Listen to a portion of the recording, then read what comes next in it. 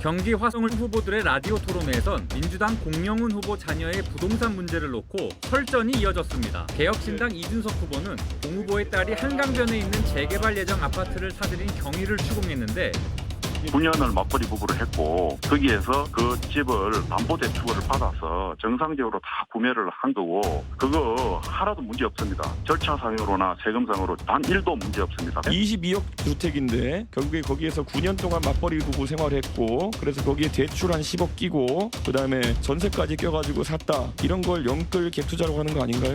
영끌 갭 투자 젊은이들 많이 하잖아요. 규정에 문제 없는 거 공교롭게도 성수동에다가 영끌 갭 투자를 딸 부부가 선택해가지고 했다. 이 안에 그러면은 전혀 지원이 없으십니까? 모든 게 법적으로 정당하게 절차가 이루어졌고요. 일부 정려가 있었는데 정려세 다 냈습니다.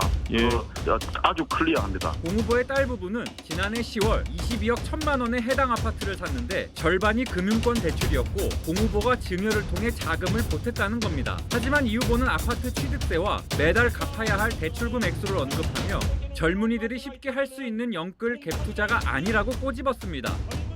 국민의힘 한정민 후보는 공 후보 아들이 군복무 중 수십억 원대 건물을 증여받은 사실을 다시 소환했습니다. 국민 눈높이에 맞지 않으시면 사퇴하시는 것이 맞다고 생각하는데 어떻게 생각하실까요? 국민 눈높이에 맞지 않다는 점에 대해서는 몇 번 다시 겸허하게 받아들이고 논란이 커지자 민주당은 진화에 나섰는데 법적으로 문제가 되지 않는데 이것을 정말 어렵게라도 영끌해서 한다는 그런 현상이 존재하는 것은 사실이잖아요. 논박을 보면 사실은 공영훈 후보는 대단히 법적인 관점에서 지금 접근하고 있는 것 같고 이준석 후보는 정치적인 관점, 정서적인 관점에서 접근하고 있다는 느낌을 많이 받아요. 그러면 승자가 누가 될까요? 이건 엄연한 정치입니다. 공영훈 후보 말처럼 본인의 아들한테 증여하고 그리고 증여세 내주고 그거 별 문제 없을 수 있어요. 물론 그 증여세 내준 거에 대한 또 증여세를 내줬는지는 현재 불분명해요.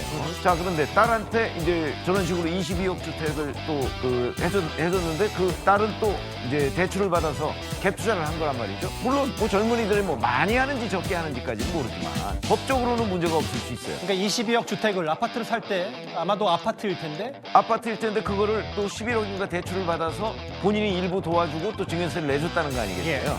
자, 그런데 그게 이제 법적으로는 문제가 없을 수 있는데 왜 하필이면 아들, 딸 둘 다 그 집을 사고 이제 증여해 준 것이 하필이면 성수동이냐?